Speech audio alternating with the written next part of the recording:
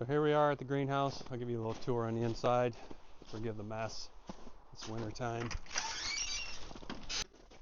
These are two water totes. They're just linked together, and then that thing's a drain. And then that goes to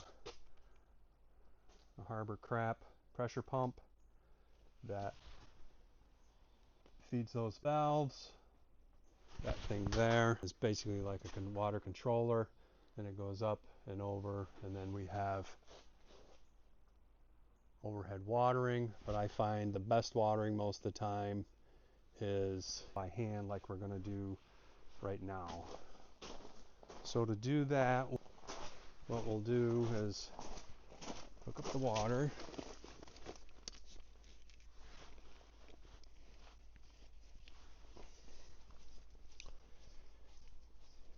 So you never leave your hose connected to one of these all-weather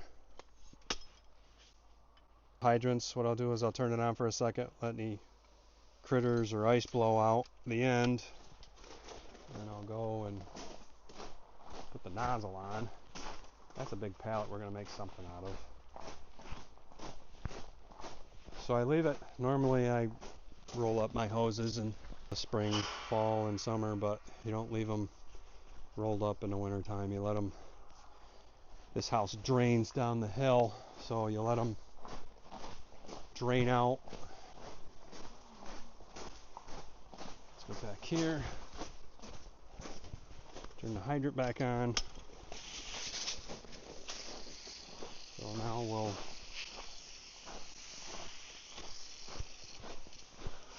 soak the heck out of these, even in the winter time. These are some pink dogwood. I do not like the looks of these arborvitae. Sometimes they come back out of it, but it's weird. Even in the winter time, if they're not outside, they need a little bit of water so they don't dry out.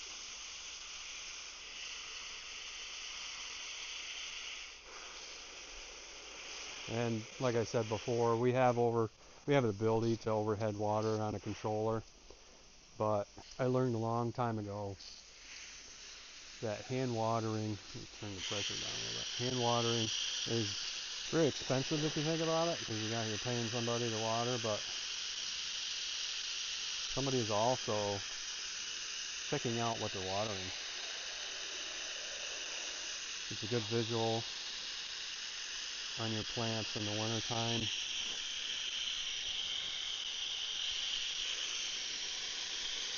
It's a good visual on your plants in the wintertime. Check for any pests or any problems. Wrong way.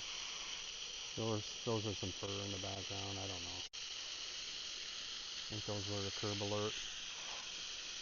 I get these are cooked blue balsam.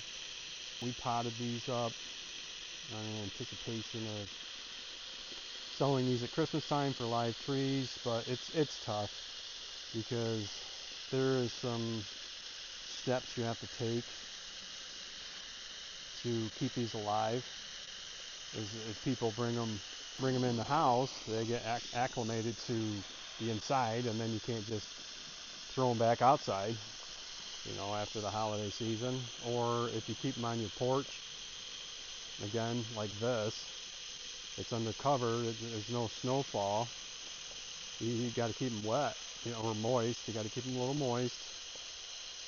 And most people, it's tough. I'm not blaming people, because it's just, what do you mean I got to water in the wintertime? Well, you do. But if they take that porch pot, if it's not under cover, and snow gets around it and gets in the container, and then they're getting enough water. But these, it's going to be 55 degrees in here today, and it's the middle of February. There's a lot of winter left here. I don't care what that woodchuck says. There's always more than 6 weeks of winter.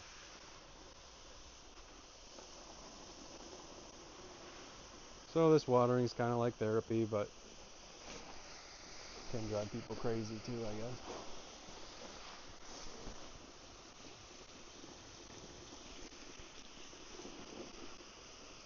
Ooh, the old water cam.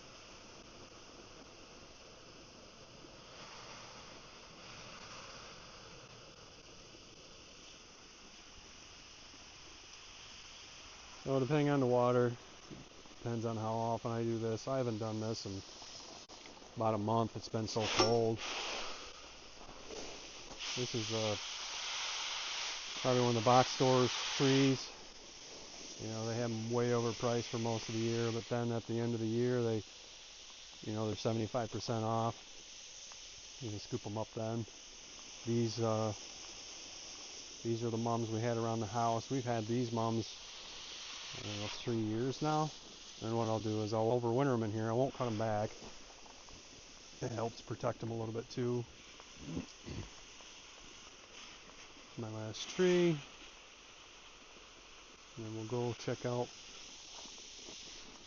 the plug house. What we have in here, this will be all plants in another 6 weeks, believe it or not. But I hide my lawnmower in here and wood splitter, and then reconditioned manure spreader. We keep firewood on. We sell firewood in the summertime in the produce stand. We actually keep it full all winter. Somebody keeps buying it. Just shut this off. I know it's a pain in the butt, but we're only watering maybe every 10 days.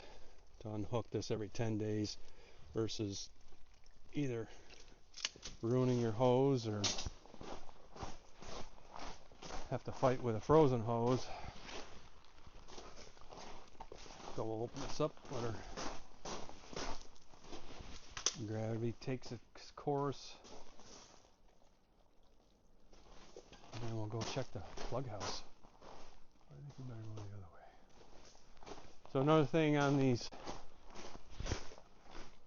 watering totes, we're hooked up to city water, and we have a creek out back, but when the creek dries up in the summertime, we still have to have water, so that's what we have to fill these with city water. And what we do is we put a bubbler in the top in both of these tanks to induce air, and then we treat it with it's basically just vitamin C, just a little teaspoon of vitamin C. And what that does is get rid of the chlorine in your water. You really do not, in a pinch it's okay for survival, but we're propagating in this house. You do not want chlorine in your water. It kills all the microbes in your soil. So there's the New Holland. And there's one of our ventilation fans. That's about a 4-foot fan. There's a trailer. We got a couple more totes because we're always using them in the summertime. We're gonna put some drip tube down. There's a hiller, but we're actually selling this trailer. It's just not big enough. It's the 2x4s are what we use for hauling Christmas trees. And it's just, here's the new one. This one's basically the same trailer, just 2 foot longer. We really need the length in when we're hauling Christmas trees. You can get 3 rows, normal size Christmas trees. So we'll go back here. Thanks for joining me in another episode of I Know Enough to Be Dangerous Farm. Take care.